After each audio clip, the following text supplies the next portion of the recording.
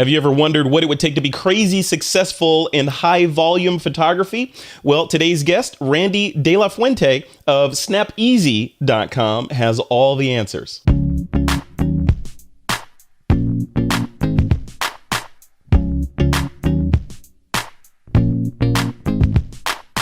All right, folks, welcome back to another interesting interview for TWiP. This one, we decided to take it in a different direction. Instead of talking specifically and strictly about photography per se, I wanted to talk more about the business of photography. So today I'm joined by Randy de la Fuente. He's a CEO, founder, takeoverer of a company called SnapEasy, right? So we're going to learn all about SnapEasy, but specifically we're going to dive into event photography and the business of event photography and niching down from that high volume event photography. So we're going to learn about that space. You know, we're going to talk about some stigma behind it, all kinds of stuff. Randy, welcome to the show.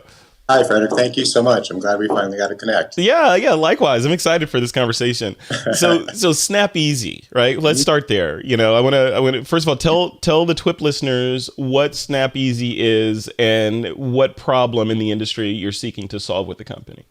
Okay, so what SnapEasy is, it's our software works with Zenfolio, and they're the first of many of the e-commerce platforms that we're going to be integrating with. Mm-hmm. But the way that our software works, for instance, like for event photographers, what they would do is our software will generate some unique cards that they can print up on business cards or business card size, and they have a little QR code on them. And what our software does is create individual codes and cards. So you print these up, you go to an event, photographer photographs the card, then I take your photos, and then afterwards, I hand you that card, and that's how you'll find your photos after the event. The photographer's information, the code that you need, as well as the website is listed on there. I feel like I've seen this before. I feel like I've seen probably your company in action. I used to live in Marina del Rey down in Los Angeles, and I remember one time walking around the marina, and there was a photographer doing awesome shots of the yachts and the boats. And he would do the shots. I guess he was shooting on spec, so he would do the shots, and then he would leave this card with with a QR code on the boat saying, mm-hmm. "Hey, I took a picture of your boat. If you want to see them, go look here." Right? Mm-hmm. That's a fantastic idea. Is this is the same thing, right? Well, yeah, exactly. And what it enables you to do is to be able to connect with your customer without having to get any information from them. No phone number, no email. So it makes it very fast. And at any type of event, to step and repeat or youth sports or anything like that, it's always about moving people through. That's the high volume part of it. Yeah. And so that's what SnapEasy does, is it enables you to move very quickly, connect your photos to your subjects very quickly without hardly any work. And what you do is after that event, the photographer would come back, upload all those images to the SnapEasy account, and that's it. We take care of posting them, and their end customers just go onto their website, enter in their 9-digit code, and they're instantly taken to their photos. Love it. That makes it easy. So instead of like, okay, go here, find your image, and sift through all these other people you don't care about, you could just go in, punch in this number, and boom, you're at the group of images that you specifically care about. Yeah, exactly. And there's some other neat little tricks you can do too. And it doesn't have to just be one card. If you have like 3 couples and they each want to order, you can photograph 3 cards. So there's a lot of things that go into it. But we essentially solve all the back end stuff. Yeah. For people, all the work, and that's what people don't want. The photographers don't like doing. I remember sitting there editing just hundreds and hundreds of images, and just the monotony of it, and especially when you're in a really busy time of the year for you, you don't want to be doing more of that. So that's where that's the value that SnapEasy adds. Now, what about when you don't have the ability to talk to the client? For example, say it's a marathon, mm-hmm. and you've got 1,000 people crossing the finish line, and you want to get shots of every person crossing the finish line, and you want them to be able to see their shots. How would SnapEasy come into play there? Yeah, we don't have that released yet. What I just explained is called in-sequence matching, to where you're shooting the card and then the people, then another card, the people, and what our software does is start at that very first code and assign that to the photos until it sees another set of code mm-hmm. or codes, and then it restarts that or redoes the process. Now, for the marathons, that's called in photo matching. And think about if you see all the runners coming across the line, they have their bibs on. If you put that QR code, if you can embed that QR code, or you can use a sticker, however you want to do it when you're working with the race coordinators to get that on there. As a photographer, all the runners are coming across the finish line, and you take that photo, and anybody's code that is visible in that photo can be scanned and picked up and linked back to that photo. Oh, that's cool. Okay. So and so that's something that we have available, but it's not released yet. We're still working on some things. That's going to be a little bit later. Yeah. But did I explain that well enough? Yeah. No, that's totally great. Yeah, that sounds like magic. So the QR code. Well, first of all, you'd have to work the logistics to get the QR code printed on their number, right? Yeah. And then the second hurdle would be to make sure that that you were positioned so that when there's detail or enough detail in the QR code so that when your system can actually see it, pick up on it, and categorize it appropriately. Correct? Yeah. And it's surprising how well it works and how accurate that's what it can pick up, especially with the quality of today's image files. Yeah. That are being produced. So yeah, I would love to see that. Do you have examples of this stuff on your website?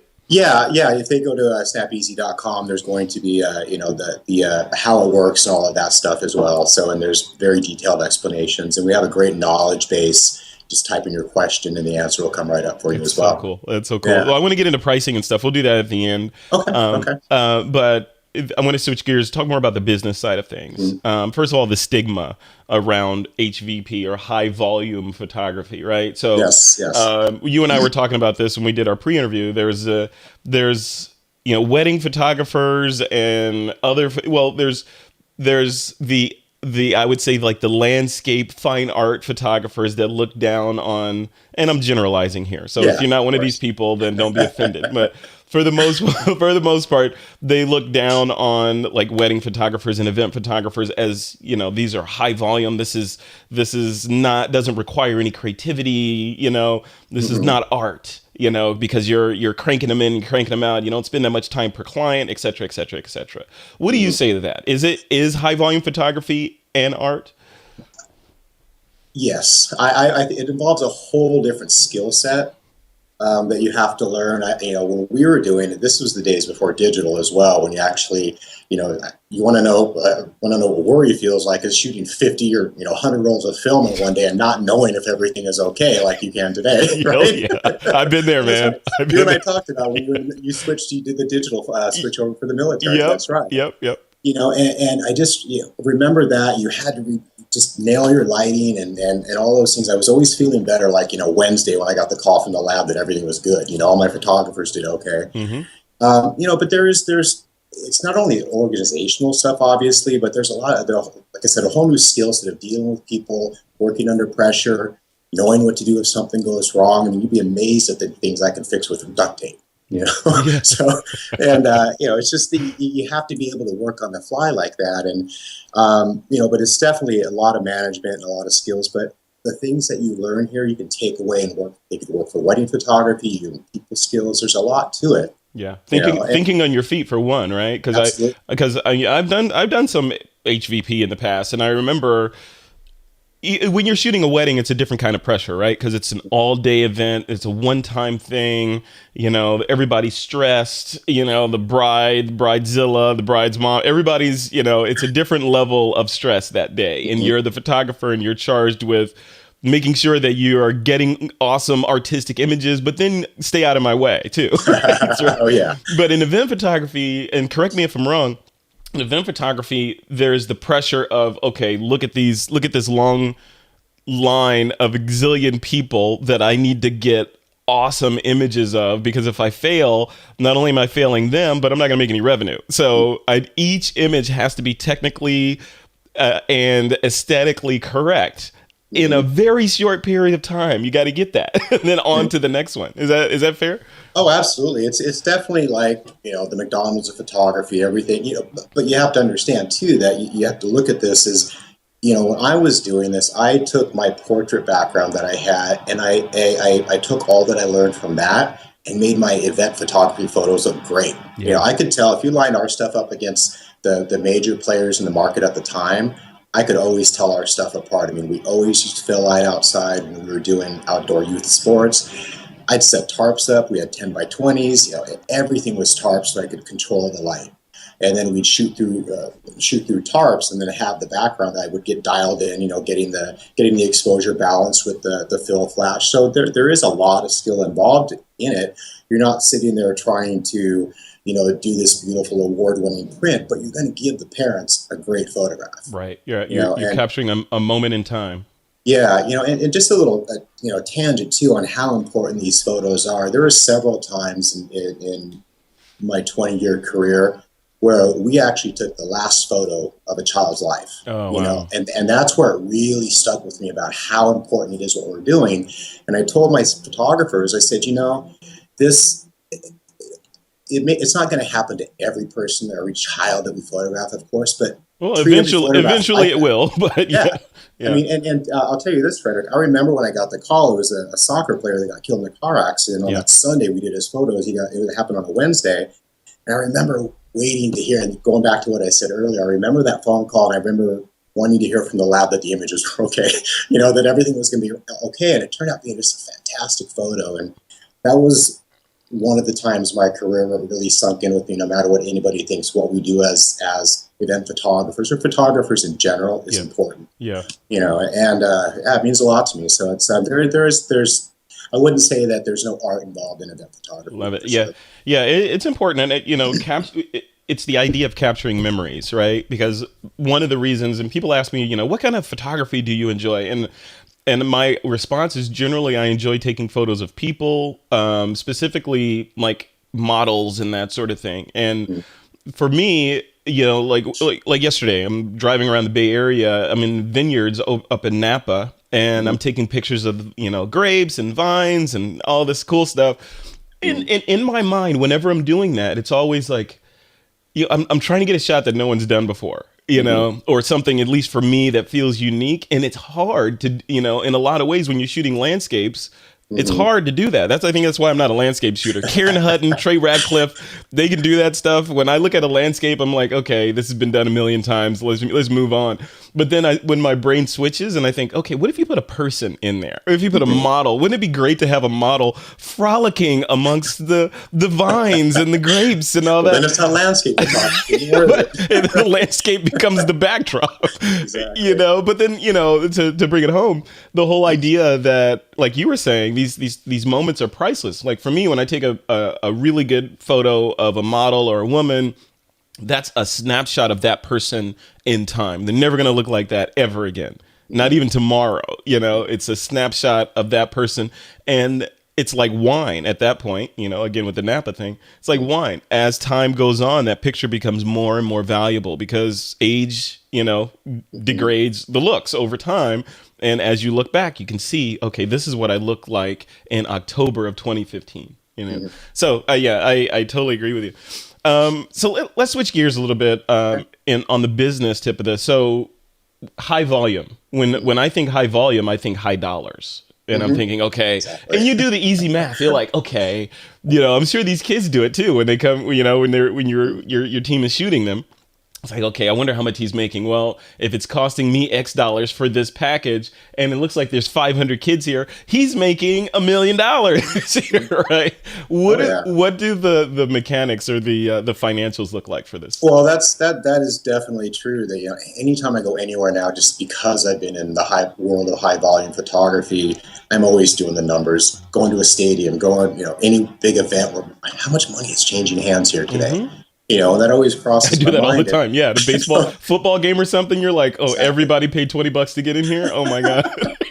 and I remember when I started. I opened up my first portrait studio. My mentor up in Seattle at the time was telling me that high volume photography, event photography, is a great way to supplement your studio income during those slow times. It will also help you get your studio to that point where you can keep the doors open. Yeah. While you're building your portrait business. So I was doing both for about 5 years. I had my portrait studio, I was doing portraits and weddings, and then over here I was doing my event photography under a completely different name. Yep. And one of the nice things about it too is that, as you know, January is one of the slowest months for everybody, but for photographers especially. And January was one of our busiest months because we were doing youth basketball. I mean, we were doing hundreds of leads and thousands of kids in January. So it was a very good time of year for us. Yeah. And I remember when I made the decision to close the studio and go full time into event photography was when I realized I had to be at the studio every day, even if there was no appointments and didn't have anything going on, the doors had to be open. Yeah. And I also looked at, where was all the revenue coming from? It was coming from everything I was doing out there on location, doing events and things like that. Yep. So, I realized it was a lot easier to get 1,000 people to give you $1 than one to give you 1,000. And so I ended up closing the studio and focusing more on the event photography, and ended up becoming one of the largest event photography companies in Washington State. You got to say that piece again. It's easier to get 1,000 people. That's salient. 1,000 people to give you $1. Yep. Than it is to get one person to give you 1,000. That's brilliant, right? And it's true, because I was always going after the big 30 by 40, multiple canvas portrait sales, and they happened, but they weren't happening like this. Yeah. You could go out and get one wedding for $3,000, or go out and photograph a 200-person league and make the same amount of money and do it in 4 or 5 hours. Yeah. But I don't want to give anybody the impression that it's easy. You can just go set up and start doing this. It's highly competitive, and especially now, because there's, I think you would agree that the barrier to entry as a professional photographer is a lot lower than it used to be. Oh, and not to disparage any photographer. I'm just saying that, like you and I were talking back in the day, you had to know lighting and you had to know film. There was no looking at it and redoing it. It was expensive. Right? It was expensive. Ignorance was expensive back then. Today, ignorance is cheap. Right. That's perfect. Exactly. It was, right? Any mistake was going to cost you money because you had to develop the mistakes as well as the good stuff, right? Yes. And I remember when I first made that switch to digital too, I'm thinking, why would I ever want to do this? And then smash cut to a few years later, Photoshop, we can fix it. Don't worry about it. Yeah.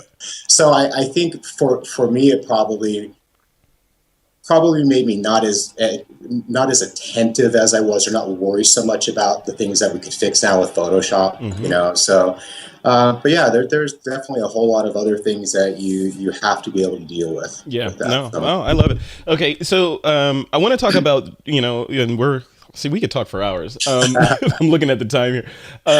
But I want to transition into gear a little bit. Before that, I want to, you touched on, and I teased in the beginning a little bit, that you had taken over Snap Easy. You didn't found the company, you took it over and reinvigorated. Tell how did that happen? I guess I'm a refounder. If you want to call it that. I love it. The term I just thought of. I love it. You're a reanimator. Yes. So what happened is that around 2009 and 10, I was looking at doing something similar to Snap Easy. So we were working with our lab at the time to try to develop a proprietary barcode system that could, help our company out. And then I ended up coming across Snap Easy, and the moment I used him, I was like, whoa, and angels with trumpets. Where have you been my whole life? This whole time I've been doing this, and I started using them, and we used them for just about a year, and then the company, the first iteration of it, shut down. It was originally launched in 2009, and so I panicked, of course, and I was worried about what I was going to be able to do. And long story short, I ended up being able to negotiate a deal where I was able to continue to use Snap Easy and everything that went along with it just for myself. Yeah. I don't know what the user count was or any of that stuff. But I didn't really focus on building it as a business as much as using it in my business. Yeah. And then, for maybe about a year, used it for about a year. And then I started really thinking there's a lot of photographers that would love this, that would have that feeling that I had when I first used it. And I'm seeing that now, which I already knew that the need was there for it. Mm-hmm. But that's one of my favorite things when I'm talking to photographers and they're telling me how much of a difference this is going to make for them. Yeah. Really, that's what I love. It's not about selling the product. I love the satisfaction of helping somebody and knowing that their business is going to be better because of something that we did. You're taking pain away, and that's Exactly. that's the human condition. We're forever in search of less pain or Mhm. pleasure, right? Yes, and I would say too, that's a good analogy. Is I always say Snap Easy isn't a vitamin; it's a painkiller. Nice. It's exactly what you say. So it's not that this is this just fixes this problem that you know that you've had. You hate dealing with it. And one example, I had a recent user, and she was spending 267 hours on one school for doing the administrative work, all the things that go along with that. And I didn't really touch on this.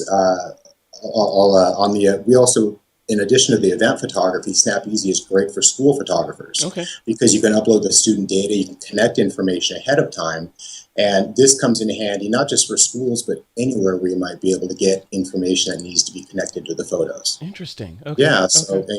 the schools need administrative CDs uh, ID cards, and all of these sorts of things that require work and moving data, and that's where Snap Easy comes in. We can Oh, take that's care of all of brilliant. that. See, now Yeah. my brain is spinning now because I have a couple clients that, annual clients where I go in and I do the corporate headshot thing. Mhm. There's like, 20 or 30 executives that need refresh headshots for the annual report or the website or whatever.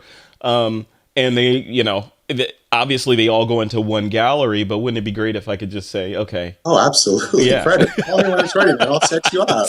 See, Yeah, so see, you just where have you been? there you go. So you just print up one card for every CEO that you're a person that you're doing, and just shoot the card, shoot them, give them that, upload them, and you're done. Okay, cool. And And do they? So you mentioned in the beginning that you're integrated with Zenfolio. Is yes, it Zenfolio only? And I on my website, I'd want them to come to my website and punch in their number, or do I have to send them to Zenfolio? How does that piece work? well, the way that it works with the e-commerce platforms like Zenfolio is that when you set up your account there, you create your own e-commerce site where your customers are going to come. You can use the Zenfolio one, or you can map it to your own domain. Okay. But either way, that's where you're selling your work online. And whether it's if you want to separate your high volume photography off from your other studio and do it in another name, that's one way to get around that issue of the stigma that maybe if somebody's doing a high end portrait work, they don't want their name associated with the lower stuff. I get that. And that's exactly what I did. I Yeah. used two different company names. Nobody knew any Yeah. different. Separate brand. Yeah. Yeah. So I'm sorry, I got off my. I don't know if I answered your question there. No, no, no. You did. You did. Yeah. Okay. So yeah, but let's transition into gear a little bit before Okay. because we're running out of time, and I'm like, Okay. I still have a list of questions here. I'll go quick. I promise. No, you're totally fine. You're totally fine. This is good stuff. So the gear necessary. You mentioned that obviously the barrier to entry is coming down every day, right? Yes. Cameras are getting better and better and cheaper. Today's low end models run circles around high end models of just 5 years ago, right? Yeah. So, and lighting as well. There's different changes because of the increased sensor or the sensitivity of some of these high end sensors. There's less of a need for a strobe in a lot of occasions, right? So, from your standpoint, how do these advances in technology affect your business? Even down to like Panasonic and their with their ad campaign right now is pushing shoot 4K video clips and extract frames from that, and that becomes the 8 megapixel image. How does this stuff work for you? Well, I think all technology is going to be good for any business. I mean that's technology makes things easier and improves life for you. So I think that you can't fight that, and you can't argue that it makes things better. So in addition, if you're going to be doing event photography, and when I think of that, I think indoor and outdoor. I don't differentiate, but I'm thinking for obviously you want to have good cameras, but they don't need to be the high end, top of the line ones. As long as you're getting a good image that most of the cameras today will produce images no problem. And you can That you can blow up to like that's you what I can blow meant up to to say. like 11 by 14, 16 by 20 is the max that you'd probably go, right? Yeah, I mean, there's no need or reason to upload a 20 megabyte image if somebody's just going to use it online. Yeah. So that's one of the things that I've been really trying to work with the photographers on too. Is if this realize what this is being used for. And if you can cut your image file size by 60% and still be okay, that's more time that you're going to save and they'll get online faster. Yeah. You Yeah. know, I mean, I think that's the big thing now is getting them online so people will order them before they moved on to the next thing. It's Yeah. really hard to get attention from people today. Yeah, A lot of I know. noise, I you know. know. Yeah, signal to noise ratio. I know it's crazy out there. So a relatively pedestrian camera, you're good to go. Obviously, tripod Yes, and lights and lighting. You know, yeah, yeah. continuous. Are we shooting continuous lighting or are we doing strobe? I always use strobes, and another thing to think about when you're out there is I brought generators. I had several Oh, generators, but you have to be very careful with the circuitry in them if they're getting power surges and things like that. yeah, But that's just another thing that you have to be aware of. yeah. And It sounds like always a carry. big production, man. It sounds like I can imagine when you guys go out there. It's just like because you mentioned these tents and tarps and generators, and is it just usually one photographer? Is it like a Oh, no. When we're doing that, I think the most I had going one weekend, I think I had 8 different leagues going, and we had a staff of 75 out of photographers and support Jeez. staff. It was Wow. That's like a so yeah. concert. Oh, absolutely, and it's very, very orchestrated. I mean, we used to roll up in a big box van. Everything was all organized. All the tarps would come out. Everybody knew what they were doing, and we'd be all set up. And we'd get to a place at 5 o'clock in the morning, 4 o'clock if we had to, because we'd start shooting pictures at 6:30 in the morning. And think about that, shooting from 6:30 to 6:30 and how much the lighting Oh, changes. geez. Yeah, and You how know, much your energy level changes too. and yeah, and you're going all day. And I think as you get bigger, one of the key things to do is get out from behind the camera and manage. Yeah. That was when things really changed for me because I'm stuck behind the camera. I can't really see everything that's going on. But that really helped and that made us much more efficient. And that way I was able to identify these pain points through the system that, we could keep everything moving. And I think that was one of the things that we were really well known for is always staying on time. I Yeah. mean, I was one team, 2 teams every 5 minutes sometimes, but Wow. typically if we were doing 2 teams every 5 minutes, I had 3 individual photographers and 1 team photographer. And that was that was what I wanted to do to make sure that we stood out from everybody else because I heard of the nightmares of waiting. That's right. Yeah. So Military precision. I like that. exactly, Yeah. exactly. That's what I wanted to do, and I was always on somebody about get the next team in. Let's go. Love it. Love So it. Cool. Yeah. So and that's where the creativity comes in too, because it's like pressure makes diamonds, right? So you got a short amount of time to create that diamond. So you better be yeah. hot. Yeah, and another thing too to talk about when you're talking about the difference between like the pressure of weddings as well as high volume photography. With the wedding, you've got just that one bride or that family, but if you're doing events, you got hundreds of people. Where are my photos? Or this is that. So Oh, everything yeah. is exponentially magnified. Hundreds of bridezillas. Oh, no. Yes. So, but I don't want to, scare anybody away. It's just you just have to be highly organized and be, very efficient at what you're doing and pay attention to the details. Love it. That sounds like a good life advice right there. Oh, absolutely. You can apply that advice to everything that you're doing. Okay, Yeah. let's talk about pricing for Snap Easy. Like what are you charging? How does that work? Is it a per event thing? Is it a yearly thing? What's the pricing? So what if I said, hey, Frederick, I'll take care of posting all your images and doing all that for $39 a month. You don't have to worry about anything. You just give me your cards and that's it. So that's essentially what we're saying to you. And what we did is I did a study before we came up with this pricing model and found that I asked photographers, how long would it take you to process images and get them posted online for an event where you photographed 1,000 people and you ended up with 4,000 images?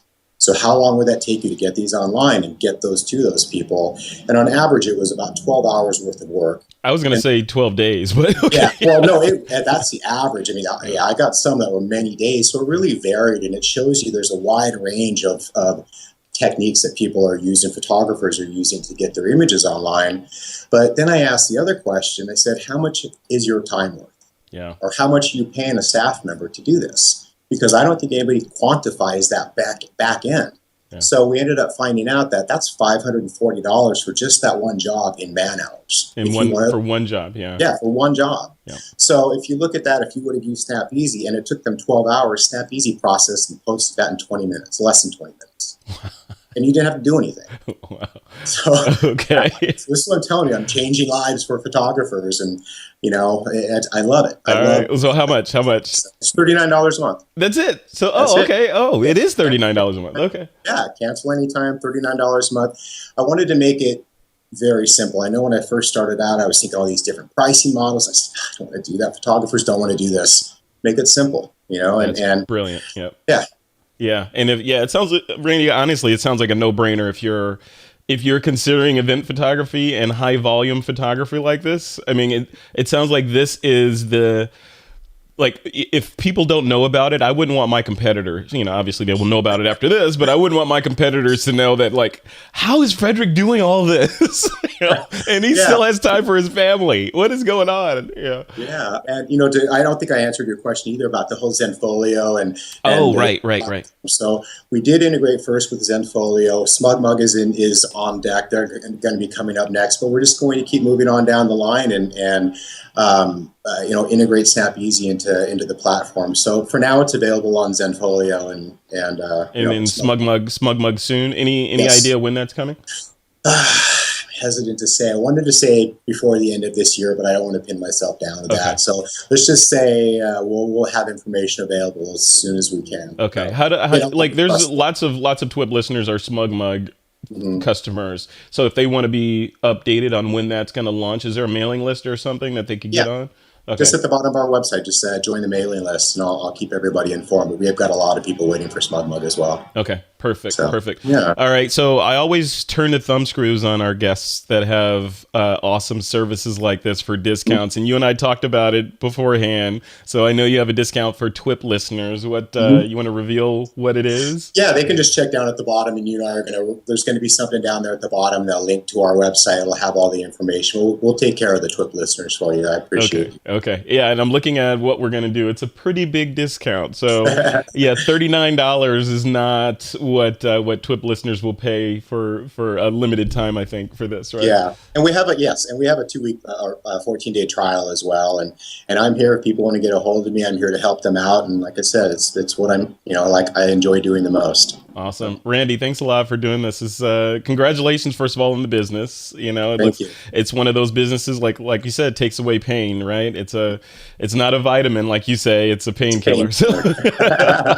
So congratulations on doing this. Thank you for doing this for the industry. I always like to talk, and that's one of the reasons why I wanted to have you on, because I always like to talk to businesses that are helping photographers do the next thing or push their businesses forward, and not just capitalizing on the industry. Your business seems like it's one of those that you're actually allowing photographers to make more money and get part of their lives back. So thank you and congratulations. And one other thing to point out too is, in addition to saving that time, you're getting these images online so much faster. So the customers are going to order. Like you said, and in today's attention deficit disorder economy, faster is better.